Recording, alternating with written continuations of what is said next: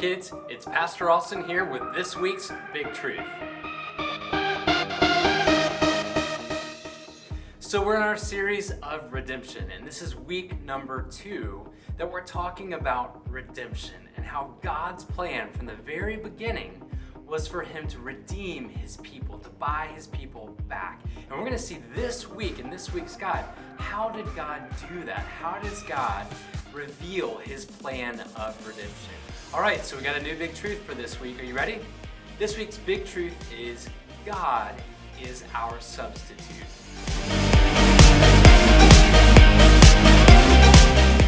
God is our substitute. So that was God's plan from the very beginning. It was through substitution that he would redeem his people. That now you and I, that we can be in right relationship with God the Father because of substitution. So we're going to kind of talk about that and unpack that a little bit more in this short video. So where does our big truth this week come from? That God is our substitute.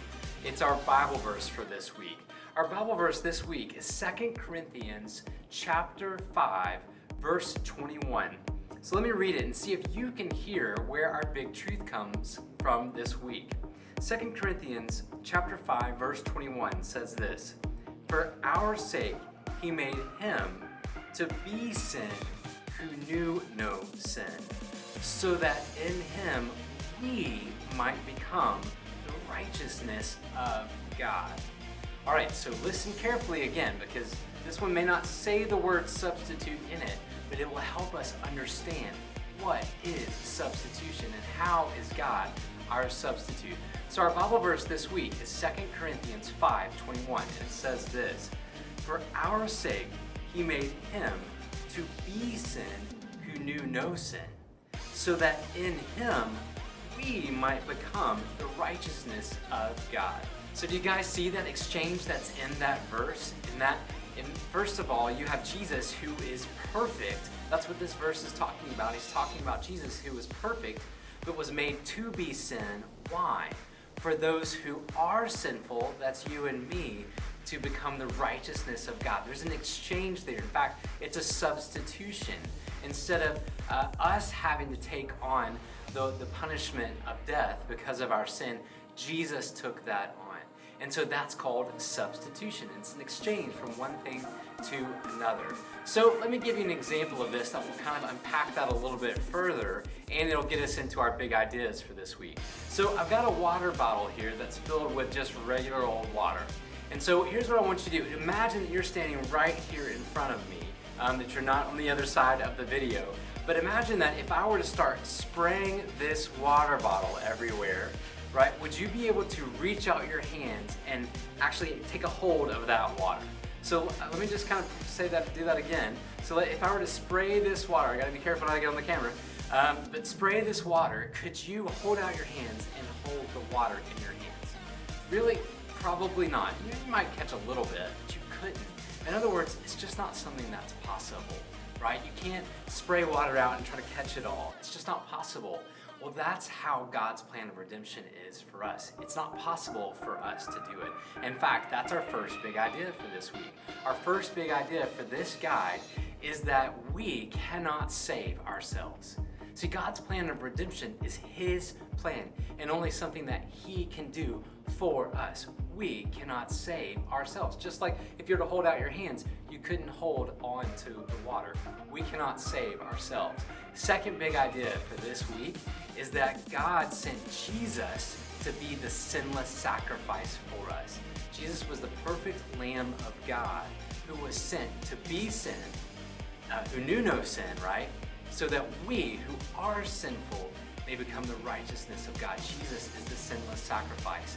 Big idea number 3 is that Jesus died in our place. So he was our substitute, that he took our place on the cross. It was supposed to be our death, and he died for us. Last big idea is that substitution, this is so good, don't miss this. Substitution is final and forever. God's plan of redemption, when someone has repented of their sin, put their faith and trust in Jesus, that is final and that is forever. And that will never change. Isn't that good news? So we have a Bible story for this week that really illustrates that so well. And it's found in Genesis 22. It's the story of Abraham and Isaac. And we see that God instructed Abraham to sacrifice his son Isaac. You know that Abraham was a man of faith and he trusted God. And so we see that he follows in obedience to sacrifice his one and only son, Isaac. But instead, God provides a substitute. A ram in a thicket is actually sacrificed instead of his son Isaac. So there's a lot that's there, but it's a beautiful picture of substitution, how God is our substitute. So I challenge you guys as a family, read through Genesis 22 this week and let that be an illustration of our big truth that God is our substitute. Last thing, a family challenge for this week. All right, family challenge this week. Everybody gather together in the kitchen. A lot of people are at home again right now. So gather together in the kitchen and find a recipe. It can be any recipe, for dinner or for dessert, anything. And then see if there's anything that's listed as a substitute ingredient. A lot of times there'll be some things that say, well, if you don't have this on hand, you can substitute it for that. And so try to make that recipe together as a family. And again, that can be a way that you guys kind of interact around our theme, our big truth for this week is that God is our substitute. He took our place. Boys and girls, moms and dads, grandparents, I hope you guys have a great week, and we will see you next week.